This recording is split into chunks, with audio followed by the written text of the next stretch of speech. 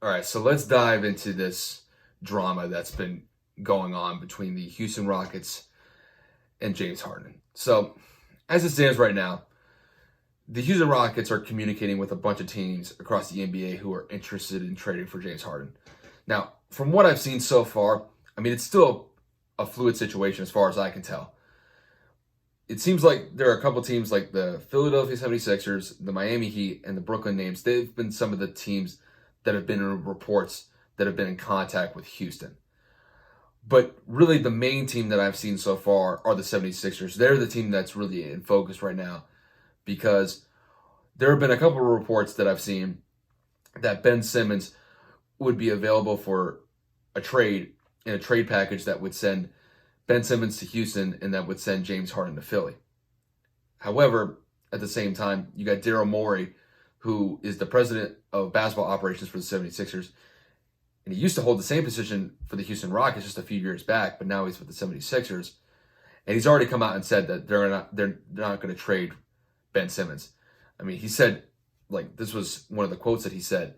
He said, "We are not trading Ben Simmons. He's an important part of our future." And listen, if I'm Daryl Morey, I don't trade Harden. James Harden is just too volatile of a piece to pick up right now. And look at what James Harden has been doing just the last couple of days. He shows up to his first preseason game the other day. He's out of shape. His conditioning's not there. And he looks like freaking Eddie Lacy out there. If you guys don't know who Eddie Lacy is, he's a former running back for the Green Bay Packers. And one of the biggest things that he could never do was keep his weight in check because he would show up to training camp overweight pretty much every season, and then he would have to kind of get into game shape halfway through the season. It would take him a while to actually get into game shape. And looking at what James Harden was just a couple days ago when he was warming up, I mean, he looked like he was 10 to 15 pounds overweight when he showed up to his first preseason game the other day. He's really behind with the Rockets at this point, and it does leave Houston's coaching staff in a terrible spot. I mean, this is Stephen Silas' first season as a head coach, and now you have all this drama unfolding within the first couple months of being hired for the head coaching position for the Rockets. It has to be extremely frustrating for him. And he's had multiple press conferences where reporters have asked him about James Harden the entire time. Is he coming into the facility anytime soon? Is he a part of the team's plans moving forward in the future? You know, is he going to stay? Is he going to go? And I think for him, for Stephen Silas, he's just trying to stay focused on coaching the team as best as he can. But his body language says a lot more than anything that he's going to say. He's definitely frustrated for sure. There's just no doubt about it. I mean, overall, it's just a mess for Houston overall. However, though, I do think that there's going to be some relief from Houston from all this drama fairly shortly. There's really only two scenarios that I see with Houston in the near future. They either trade James Harden and they build around John Wall, DeMarcus Cousins, and Eric Gordon, or Harden stays and he buys into what the Rockets are going to do for this season, starts the season, and then he plays it out from there. Those are the only two scenarios that I see.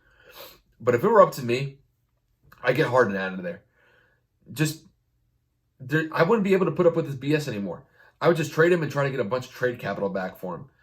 And the way that I would justify it, he showed up to the facility out of shape. To be honest with you, he's probably spent more time in strip clubs than on the basketball court the last couple of weeks. And he turned down a 2-year extension that would have paid him over $50 million a year on top of the $100 million that the Houston Rockets still owe him from his contract extension just a few years back. And to be honest with you, that's just scratching the surface. Houston's front office has bent over backwards to bring in solid talent to build around James Harden. They brought in Chris Paul for 2 years. And when Chris Paul was there, in the first season that he was there, they were one game away from getting to the finals in 2018 when the Warriors had Steph, Clay, Kevin Durant, and Draymond Green. I mean, this was peak Golden State, and they were one game away from getting to the finals. They just couldn't capitalize on the opportunity, and they fell short. And then coming into this past season, in the 2019 season, they traded for Russell Westbrook. Chris Paul went to OKC. Then they had Russell Westbrook and James Harden running the show for Houston. And after one season with Westbrook in Houston, he's out. And he got traded to DC for John Wall.